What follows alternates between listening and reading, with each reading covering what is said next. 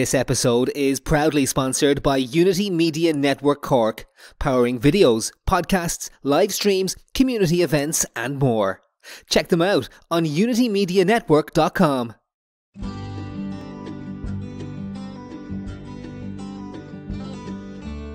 Hello everybody and welcome to the Two Norries podcast. As usual, I'm joined by my very good friend Timmy Long. Hi everyone. And this week we have Don O Leary from the Cork Life Centre. Another Norrie. Another Norrie. I know, you're only from around the corner. Around the corner. Yeah, no, it's great. Thanks for coming to church. No, great to be here, lads.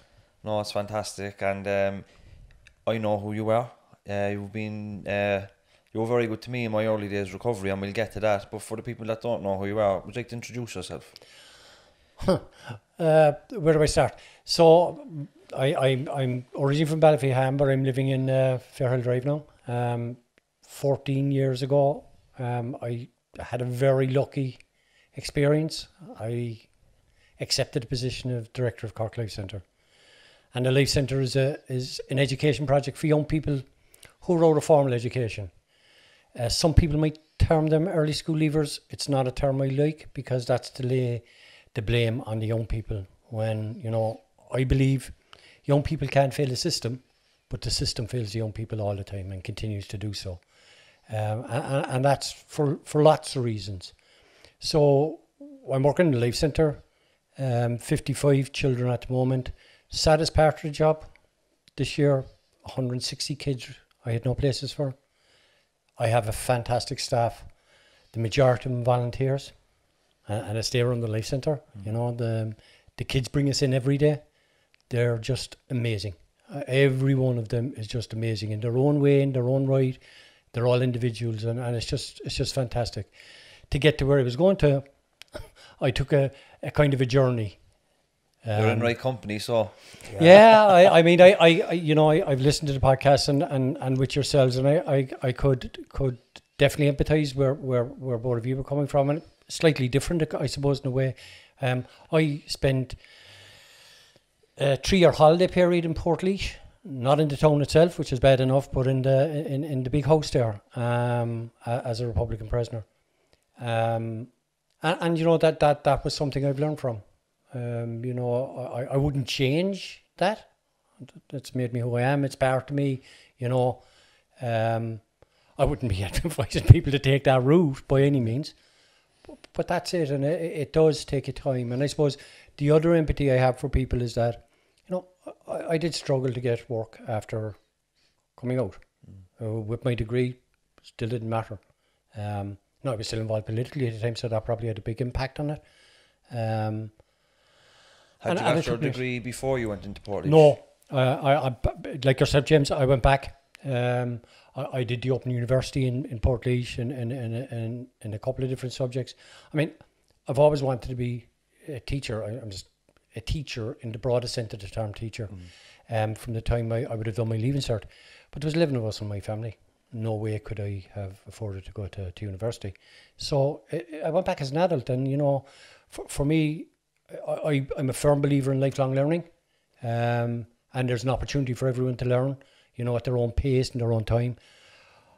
But it was a circuitous route, and you know, one I wouldn't change, as I say, with the 3 years inside. And I think I got this from both Timmy and yourself as well in your podcast. You know, the people that suffer in that situation are your family. You know, I mean, with me, I didn't really suffer inside. Okay, you're locked up for 24 hours. I suppose they also, at the same time, they have a bit of a gratitude knowing where you were. Well, you know, for me, I suppose different for you. I was always politically involved, and I ended up inside there. What brought me in there, actually, and what convicted me, was a poster that I raided my house for. So I got 5 years for a poster the IRA called The Shots, which they were selling, and I had an argument with Peter Barry at the time on the Echo board. He said it was missing because I was standing in the elections, and I said no, we were sold out. It was one of our most popular posters. And on an Easter Saturday, I raided the house, took a load of stuff out of my house, took the poster, came back within 6 months and said, right, Isn't there a bit of irony that they done it on an Easter weekend with the Republicans? Yeah, but the other irony of that was that they weren't looking for the posters, they were looking for Easter lilies. Go where? Yeah, that's what they were looking for in my house. Were they? But Easter lilies are illegal. Easter lilies. The selling was illegal. It's a symbol of republicanism and IRA because of the Easter Rising, you know. So then they found the posters. They didn't find Easter lilies. They were running out of time to charge me or anything, and so they brought me to special criminal court in Dublin. So they arrived at my house one morning, put me into the back of a car, brought me to Bridewell, and then shifted me straight to Dublin. The judge left him and sent me home on my own reconnaissance. But then he went back, and I got 5 years on the board of a guard. That's steep, isn't it? It is, and you know, it is. You know, it's over. It's done. You know, it's there, and that's. But and you used your time well. Well, I did. You know, from a way, you know, it's slightly different. Is that I knew lots of people when I went in there because it was a Republican wing, and that's where it was at. And you know, it was probably hardens your beliefs. You know, I suppose in a way. But I'm back. You know, I then suffered a bout of ill health, lost part of my lung, through emphysema on the lungs, and I was out of politics then, and then I went to looking for work, and you know, a place I should have known better, and this kind of rings true because James will probably talk about it in a minute, but you know, when James came to me and he said, "Oh, someone that should have known better, and they've refused me for the job because of this." And they offered me the job. I didn't go looking for the job, and they offered me the job, and they were approached by someone, and they then withdrew it. And to be honest, I was crestfallen. But you get back up, and you go on, and then people that believed in me, one man in particular believed in me, and I went working in St. Kevin's, which is a youth encounter project, working with kids in the afternoon. Great kids. Wild as anything, but fantastic, you know. I just, you know, the life and the vibrancy, and you know, everything they've been through, and so willing to give you so much.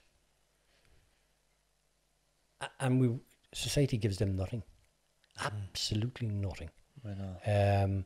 So for me, and then he pushed me and said, "Look, there's a job going above. Why don't you apply for it?" And I was like, "I'm happy where I am. I was been there 3 years. I'm happy where I was." But I took it on, and I suppose it was a very nearly didn't take on the job because I was happy where I was, and you know, being happy, you know, job titles, money makes no odds if you're happy at doing what you're doing. And I've always liked working with young people. I've been involved with running youth clubs. I've been involved with the Pearshigs, running teams below the Pearshigs, and so. It's fantastic to be around it. They give you life, you know, and I kind of like the ones that act out a small bit. Because they're the ones really need the most attention and help, really. They do, but I think for me, you know, there's two types of kids you know, that we're dealing with that fall through the cracks in our systems, whether it be education, whatever it might be, and there you have the kids that I'd say that act out. We can all see them. They're the ones climbing the wall. They're the ones that are breaking windows. They're the ones that are doing all that. And then you have the ones that act in. And they're the ones that are fading into the background in the classroom, suffering with mental health, dealing with their trauma inwardly rather than expressing it outwardly. That was the one thing that I found very surprising. Like when I went into the Life Centre, just to let people know, when I came into recovery, or when I started out in college in 2014, my last conviction was from 2014. Even though the offence was a couple of years before that, I was looking for college placements with a conviction from only a few weeks ago, really, and I couldn't go anywhere. Like, and I tried charities, youth organisations. I just couldn't get anybody to take a punt on me. And somebody said to me, "You should ring Don O Leary down the Life Centre. He might give you a shot, you know." So I said, "Fuck it," and I went down. I met Dan, and I met you, and you says to me, "Do you know what, James? Even though your conviction is from only a couple of months ago, I can tell by talking to you that you're not at risk, and you can start in the morning." And that was basically it. And along the way, you say to me, "You're going to come up against people that are going to close doors in front of you. They're going to put obstacles in your way and remind you all the time of where you've been. but equally you'll come up against people that will open doors for you, and it's about plugging away when you come up with disappointments, moving on and keep tipping away, and eventually you find your way. And it was a great piece of advice, because along the way I did get refused jobs and placements, but I got loads of opportunities as well by other people, so I want to thank you for that. But when I went into the Life Centre, I had a perception in my head that I was going into a room full of delinquents, and it wasn't like that at all. There was one or two young fellas now, like what you're describing would be kind of hyper, let's just say that. Most of them then were quiet people. Most of them would have maybe awkward socially, maybe have anxiety. They just didn't do well in mainstream schools, big classrooms. But in an informal setting like the Life Centre, teaching one-to-one, non-hierarchical, they thrived, and it was amazing to see. Yeah, and I suppose, you see, you know, we're working under a model below the servile model, which basically has 3 tenets. Philosophy of ignorance. In other words, James came to me that day looking for a job. I know nothing about James's past. I can only judge what's there in front of me. Why am I looking back? So you move on from there, because, you know, if you're going to work with anyone, you have to build a relationship with them, right? If you're going to be tainted by what people are saying about that, build it yourself. Leave your own mind and leave your own body judge what's going on. And the second part, you know, of one of the other pillars is attentive listening. Adults are brilliant at hearing the noise. So when the kids are making noise, the adults, they hear the noise, and I hear what the kids are saying, they hear the noise. And if you listen to kids, they'll tell you what's going on for them. You know, some of them it mightn't be verbally said to you, but you'll see. And they're very good at telling you what's going on. And the third one then is respectful intervention. I can't force my way into anyone's life. You know, I might want to change someone's life. I can't change anybody's life. But what I can do is, when someone is showing the signs of change, get in there and prop that up and support it and drive through. I mean, everybody has a passion. With the kids below, they all have passions. Some of them are so destroyed by the system that their passion is buried way down deep. Some of them you'll see it straight away. I suppose it's about gaining a bit of trust as well, isn't it, Dan? You know, not initially trying to bait trust on a child, but just slowly kind of easing your way into their life and just letting them know that you're there for them. And in time, that child will look, do you know what, he's actually all right, and they'll kind of give you more of themselves as they go along. 9 times out of 10, kids are going to push you away, right? And why wouldn't you, right? So you're after going through this system, this education system. I'm not blaming schools here, I'm not down on schools. But, you know, we talk about culture in this country. We can see that travellers have a culture, although some people will deny that. Yeah. We can see that there's loads, but we tend to look at that a kind of nationality, ethnicity. But families have different cultures, and you have to respect the culture. Respect doesn't say agree with. Respect says you respect that these people are coming from a different place. When you go into schools, the school is a culture. Kid is coming from another one. Which culture is going to give? Yeah. And why should it have to give? And I suppose for me below, it's about meeting the young person where they're at, looking at their issues. And I guarantee you, like all the time, I have young fellas all the time below, or young girls who will push you away. Why would you bother building a relationship if the relationship is going to go south? That's what they've learned. So our job is to be there, stand there. Even when being pushed away, you stand and you say, I'm here, grand. I'm not going anywhere, I'm still here. And I think that's how you build it. And it has to be non-judgmental. You know, if you take it this way, right? You know, I've brothers and sisters, 11 brothers and sisters, and it's all right for me to say, oh, do you see that? He's the greatest who ever lived. Sound. That's me saying it's my brother. If you say it or you say it, how am I going to react? Yeah, that's a big difference there. It's a massive difference, and we forget that. And the other thing we forget is, for all of us, we were all teenagers. Teenagers' job in life is to kick at boundaries. Like, there's no adult out there that hasn't kicked the boundaries. I think what we have to remember now is things have changed. You know, when I was growing up, what young people used to do was go gatting. But you could go into a bar and you could drink inside a bar under 16. Like, that's going back to the 70s and the 80s. You could do that. The only place, like, I could name the pubs where you could smell hash when you went into it. look what kids have to deal with now. It's and we've congregated that into areas. And, you know, we do that sometimes. I think, you know, we put trauma on top of trauma. So we call, I again cannot stand this word. No area is disadvantaged. I never knew my area was disadvantaged until I went to UCC. Like, we don't talk like that up here. Do you know what I mean? No, and you know, people are traumatized and people are hard done by the system in certain areas of the city. But the problems are everywhere. Everywhere. The problems are everywhere. There's addiction everywhere. Mental health problems everywhere. Mental health knows no boundaries. I mean, you know, I have said this before. I work with kids from working class areas. I work with kids from middle class areas. I work with kids from upper class areas. I've had kids whose fathers are teachers, whose mothers are teachers, who've been solicitors. I've also had people that are unemployed, or the father is dead, or the father's not there. You know, when trauma hits a kid, and, you know, that can come from lots of different areas. That could be someone dying, it could be bullying. You know, we have below the centre, we'd have people that are bullied, and we've people that are bullied, and we've a huge diversity of kids below there. And I think that's what works. We have a huge diversity of young people that probably outside of the centre wouldn't mix.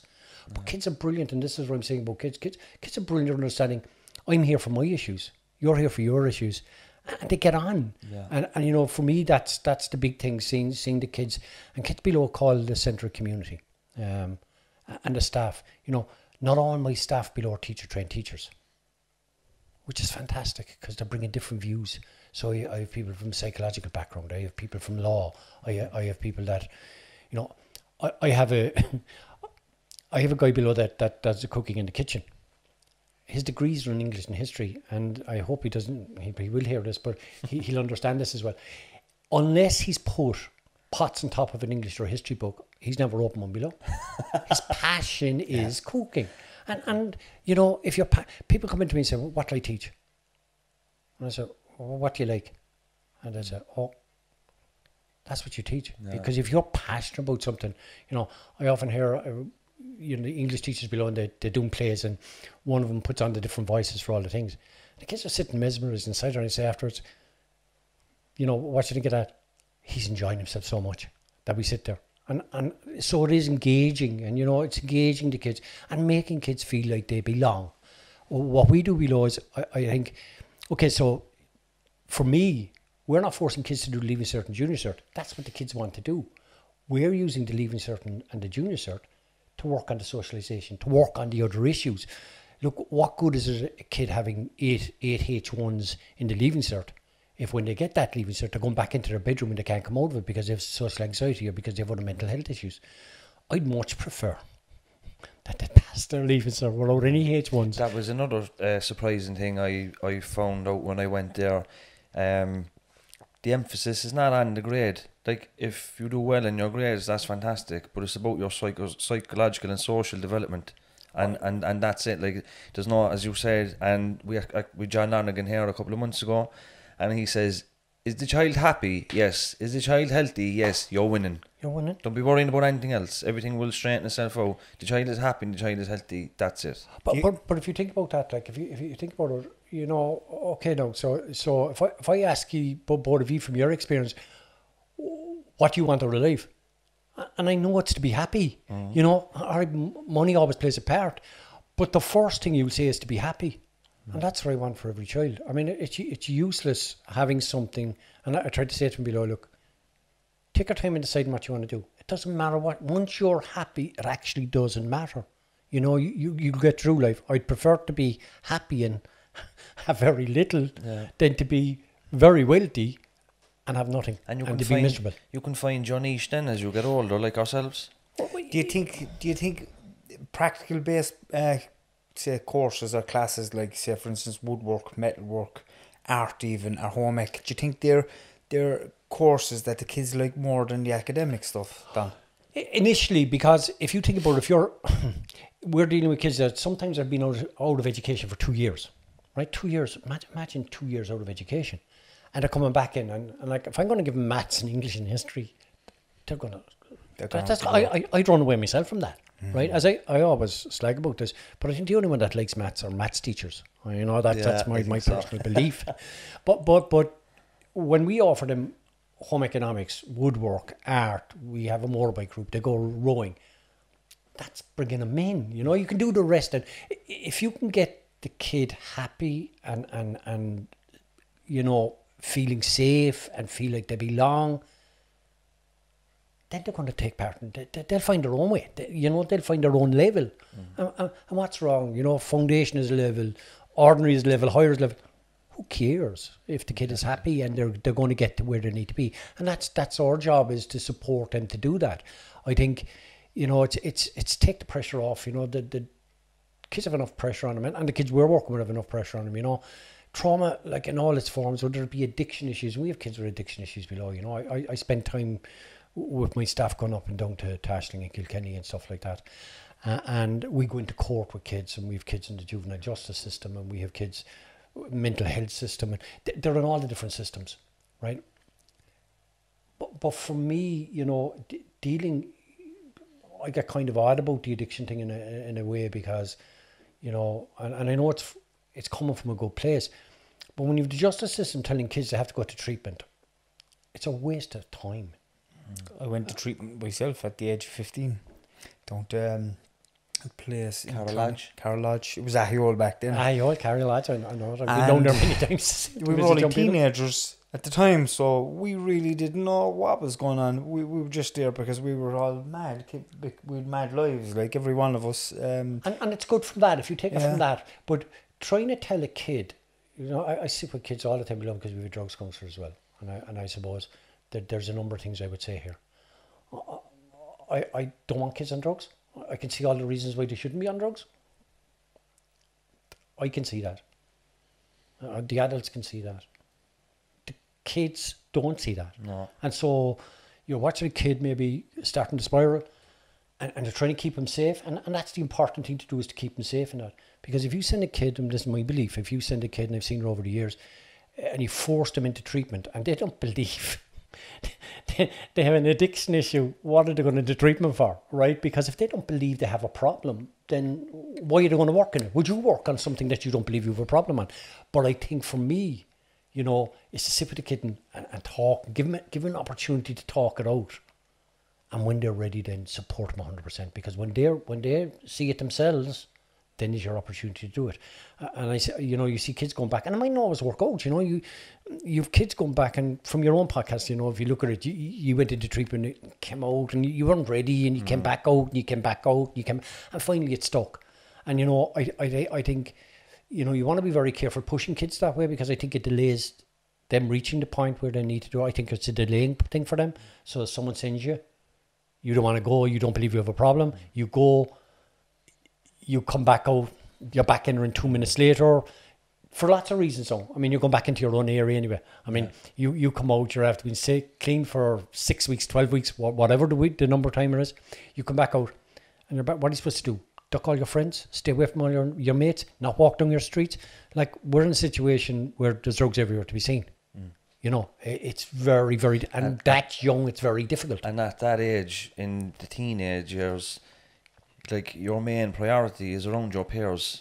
Like, that's psychologically, like, you disregard what the family is saying to you. Like, you, as you know yourself, Dan, you could talk to a young person there for an hour, and they might look like they're soaking it in. But when they go out to their peers, that's gone. It's what the peers think of them, and that interaction is what takes. 2 minutes later. But that's true of kids anyway, you know. You know, there's lots of things in the systems. I think, you know, our systems have to be geared towards children. If you're dealing with children, have to be in. Our legal system has to be the justice system. I mean, we all know how kids' brains develop, and so even when we're inside and someone does something today out of the way below, and if I don't deal with it straight away, it's usually just dealing with it tomorrow. Can't deal with it next week because they won't remember. It's just gone. Like they don't think that way. And we have a court system that ends up bringing kids into the court system every Friday. Month after month, and in the long run there's two things happen. First of all, the kid has forgotten what they're being in for in the first place. The second thing is, all their mates are telling them, oh, you're going to be in big trouble, you're going down for a big time. Develops in the kid's head then, I'm going down for big time. Let's go down. Yeah, and they so start they get into accumulating further. stuff. They accumulate stuff. I mean, you know, I listened to both of you, like you were saying this in your podcast, and it's very easy to say. And I see with kids, you know, we've gone in, you know, no judgment. We're there to support. No, I don't want to see anyone. You know, you said it. People get hurt. The kids don't know they're hurting anyone. You know, it's them lashing out their own pain. I mean, the majority of kids that I see on drugs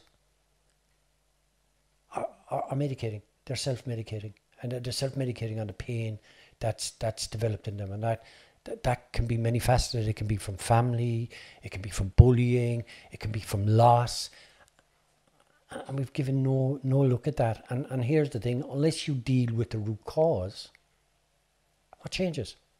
You know. And then we have a thing about prison, which is a joke. Like, we in this country have never decided, you know, even for kids, what is prison about? Is a punishment, because that's all that's happening there. We have a fascination with locking people away in this country. Rehabilitation. Refugees, children, women, men. For centuries, we've just locked people away. And like, I know, like, when we were talking about this before as well, like, serious violent crimes is probably right that person's taken out of this society for a period of time until they're rehabilitated. But generally, children should not go to detention centres. Maybe restorative justice, where they say, if I'm after robbing Timmy's car and I sit in front of Timmy and Timmy gets to tell me, no, you robbed my car, but that was for my business, and then maybe that young person can understand the consequences to the actions. But when the young person doesn't feel the consequences and all they get is an adult telling them, you're bold, that's all more of the same, and it just repeats the same behaviour. Well, I always believe, you know, if you have a kid that's lacking attention, positive attention, they'll seek that attention any way you can. So, you know, if all the attention they're getting now, if someone has been told you're bold, you're an idiot, you're whatever, and this has been said to kids all the time, which is horrible, then that's what they're going to do, because they want that human contact. They want to know that someone cares, and if all they're getting is that, then they're going to look for it. And definitely, look, I'm on the board of Oberstown, and I don't believe, you know, that children should be locked up. I think, you know, it should be at the very last possible things. Now, you might say, why are you on the board of Oberstown then? Because I believe that's a system that's there. That then you need to ensure that it's been done in a way that's human, that's empathetic towards the kid, that understands what's going on. And I think, you know, that has been the way with Oberstown. There's been massive changes there, and you know, it's a compliment to them that they've managed to do that. But I still don't believe that because a child has all this trauma going on and they get involved in particularly drug taking, drug misuse, you know. Joining is usually dangerous now, don't get me wrong, and I have to listen to it at night and don't plays a lot. But we need to find another way, and I think you're right. I think restorative justice, we need to look at other ways and bringing that into the main, especially for kids. I mean, what are you telling a kid you're sending him to detention for 6 months? Do you think therapy works for a child, a teenager? Well, we offer counselling and therapy below, and you know, the way to answer that to me is to say, you know, not every adult will go and sit for counselling and therapy, and it will be the same for children. However, it's another way, and we should look at all ways. They should all be in the mix, you know. We should be offering kids every opportunity. You know, I'm fed up of hearing people saying, "Oh, children are our future." You wouldn't think it the way we treat them, and if you look at even in the COVID, how we looked at children, they were vectors. I mean, what a terrible thing to say to a child, you're a vector, right? And we blame them so easily, you know. The other thing about it is, growing up, and I'm older than the two of you, know, I'd say, just a bit, way older than the kids, just a small bit. But I remember standing in street corners with gangs. You know, kids always did that, always congregated together. You know, would there be arguments between the south side and the north? Always. No, I'm not saying that's right, but why do we continually fall into the trap of saying, oh, this lot of kids are worse than the others? You know, I go into that centre below with some of the staff at 6:30 in the morning. We're getting ready to open and we're there. And I see kids coming up. They don't have to be until 9:30 and they're there. And I look at them coming in the gate below. And if that was me, I'm not sure I'd be able to come in there. You know, our kids are amazing. This may be an alternative there. Like, as you're speaking there, I'm also thinking in my head. Say, for instance, right, we had a podcast there a few weeks ago, and we were told it costs over 300,000 to keep a child in Oberstown for a year, right? Instead of putting that child into Oberstown for a year, right? Why don't we spend that 300,000 on that child and try to develop them a little bit more with therapy or some whatever? I'm not a psychiatrist or a psychotherapist or anything like that, but is there something else that you could put? Well, it needs to be looked at. The systems need to be looked at. You know, you're talking about 300,000 for a child in Overstone. Probably more. And that's true. Yeah. It's true for girls, I think. But the boys are less, 250, I think. My centre below for 55,000 gets offered the Department of Education 77,000 For 1 year. for 1 year. For how many kids? 50 odd? 55. That's right. disgraceful. But my belief on this is that if you took that money and you because even if you think about it, if you think about children leaving school and not finishing formal education, if you don't have a leaving cert now, right, you're going to spend, you might get back to education later on, but you're going to spend many years without a job, or a very low paid job, or on the dole. So the state is paying.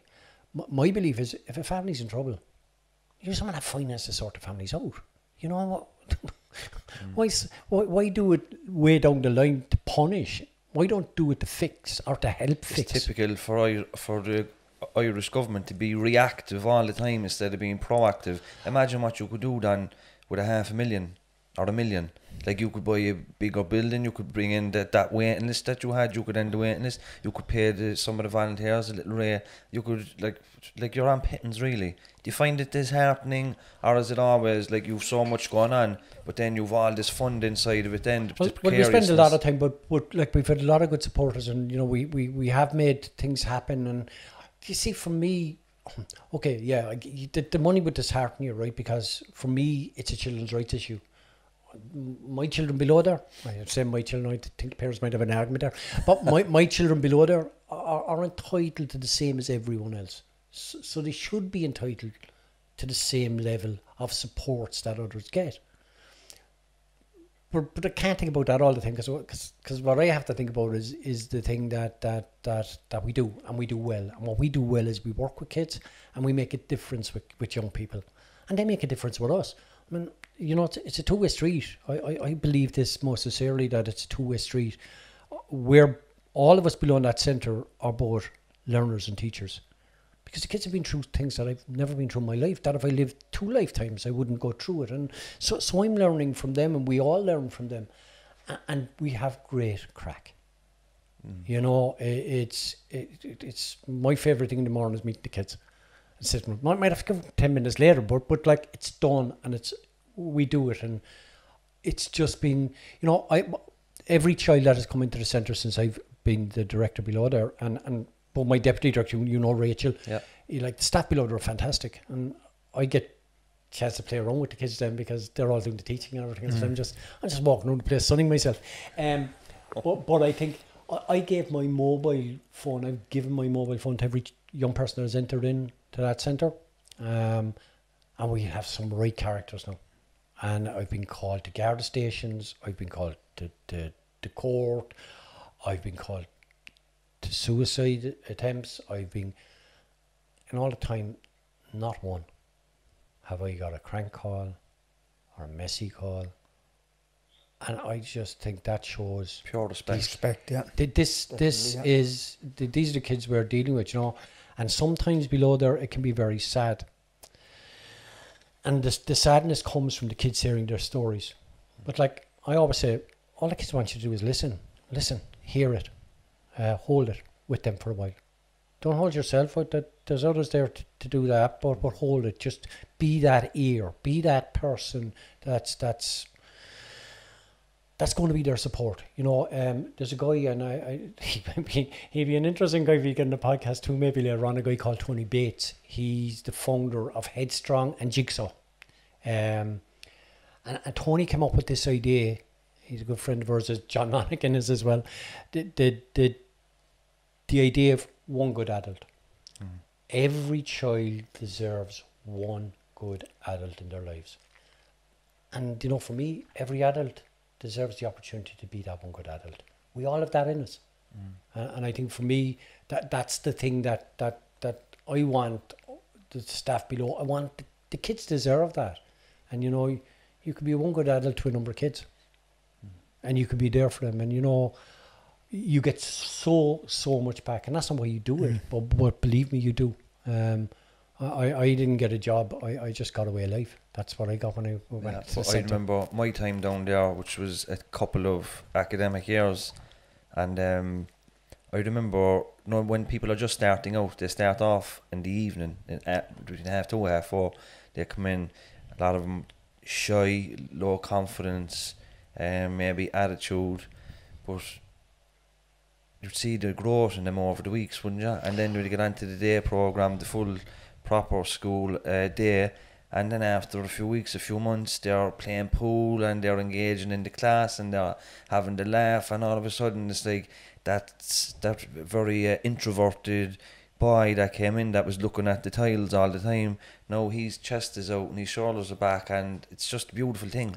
It's about, but if you think about it, you know, if you feel a belonging, whether in your family, in your community, in your sports club, like that's massive. You know, you walk around as if you can own. You might have nothing, but you'll walk around as if you own the world. If that's taken from you, if you haven't got that, so it's about giving that and giving them a place to be safe, where they're trusted, where they're believed in, and where they're loved. And I think, you know, I know love is it's fun, but it is. I mean, I can honestly say that I love all the kids below there. I love seeing them in.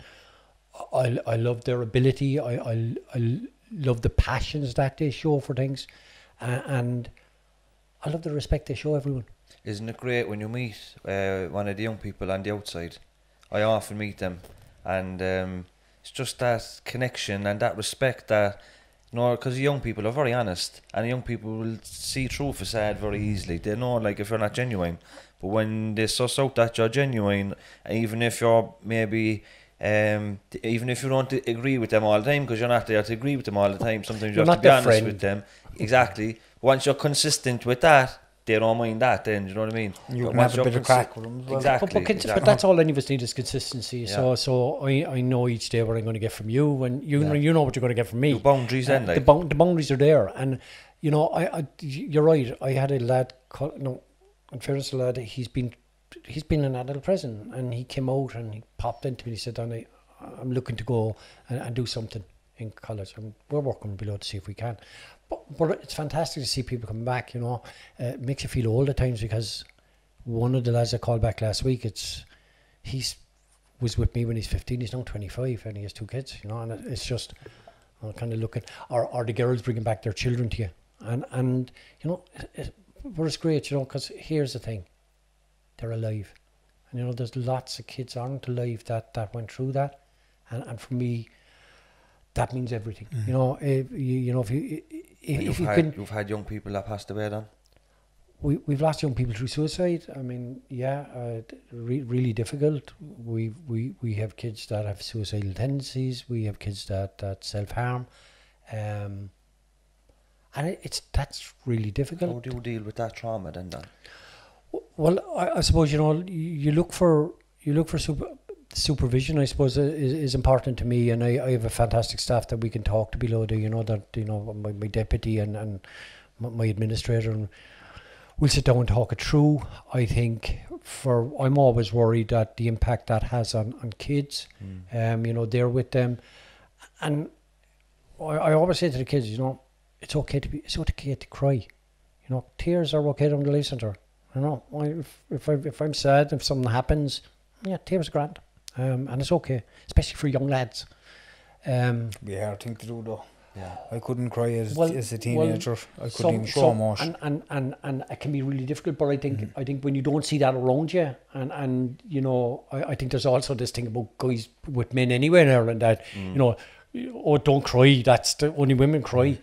It's rubbish, you know. And I think we need to teach our young people that when you're sad, what are you going to do? You can't keep the sadness inside you. I mean, it's probably one of the biggest things that causes anger is what we do and what children do if they're not able to cry. is they take all the sadness and all the bitterness and everything else that's coming at them, they push it way down deep inside. Where's it going to go to? There's only one way that's coming out, and that's coming out as anger. And I think, you know, if we try and deal with that and to show how it is, and you role model, show how to be emotionally. And you do have to sit and talk, and you know, it is difficult, and losing anyone is absolutely horrendous in that. But, you know, it's kind of part of the work. Yeah. I don't ever want to do it. I mean, I don't like visiting jails. I don't like visiting addiction centres, but I'm not. I'm visiting kids. I'm visiting people that matter. And what you're showing them as well is that they matter, which is you're their healthy adult, that important adult in their life, and your staff. And that goes a long, long way, because as you were speaking about it the hour ago, I was looking back when I was a teenager and we had a community centre in Hollyhill, and I can visualise my healthy adult there. He was one of the community workers there. His name's Tony O'Riordan. Hope he doesn't mind now that me mention his name, but he was very, very good with me. He helped me so much because there was an awful lot going on at the time at home and outside, and I was trying to fit into a peer group and stuff.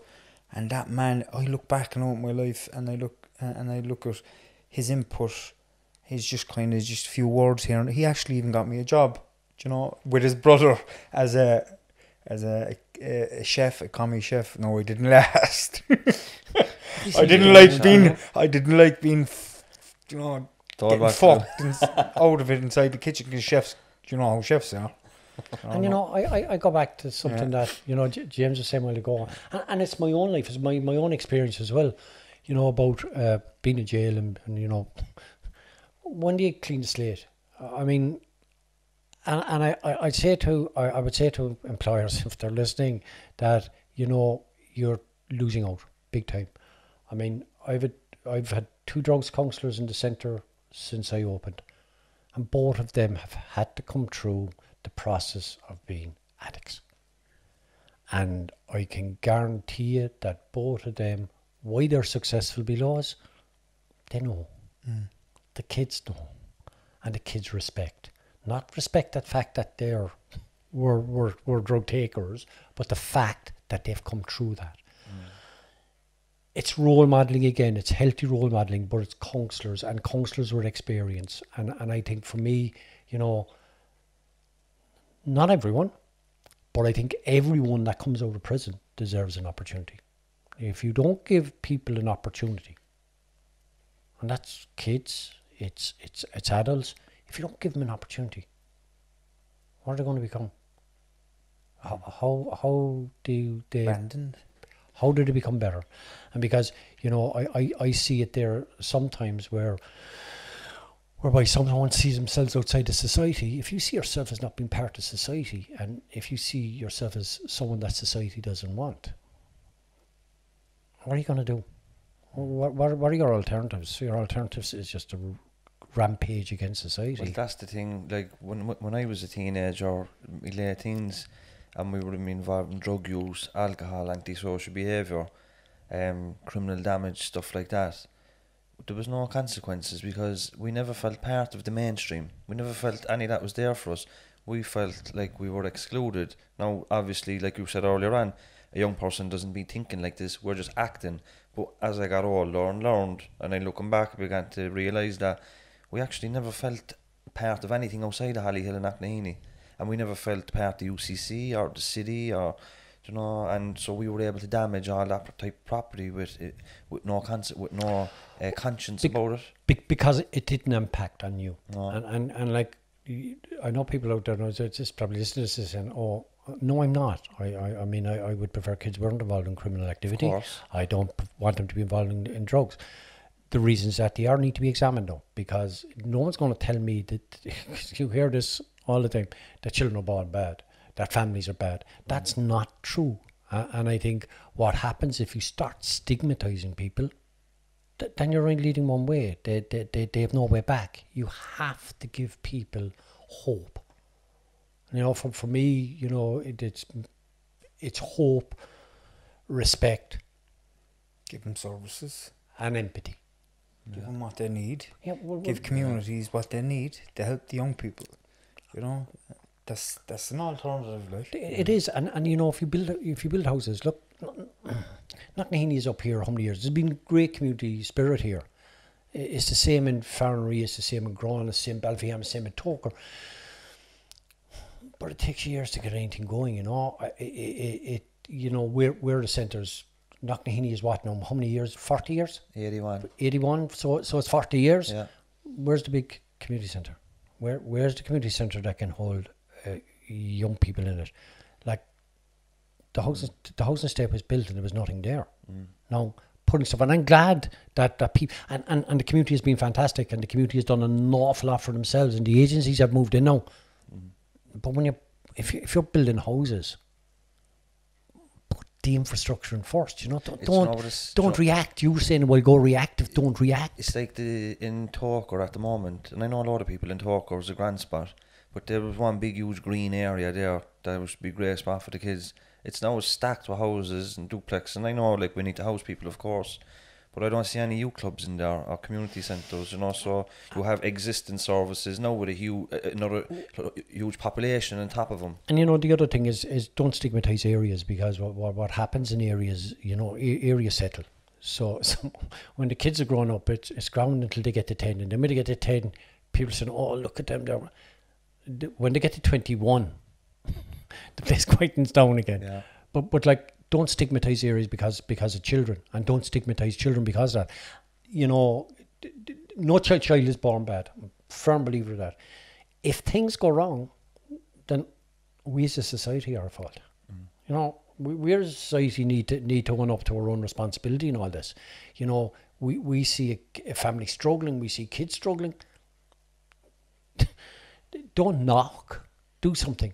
You know, one of the things about COVID, I suppose, was and it'll probably disappear as quick as it comes on now again, you know, is that community started to come back together. So, you know, this idea that, you know, when I was going to either of my two grandmother's houses, one of them was on the south side, one of them on the north side, you'd walk up into either of them, and the keys of all the neighbours were in the door if you went up day or night. Yeah. Now, if you were missing,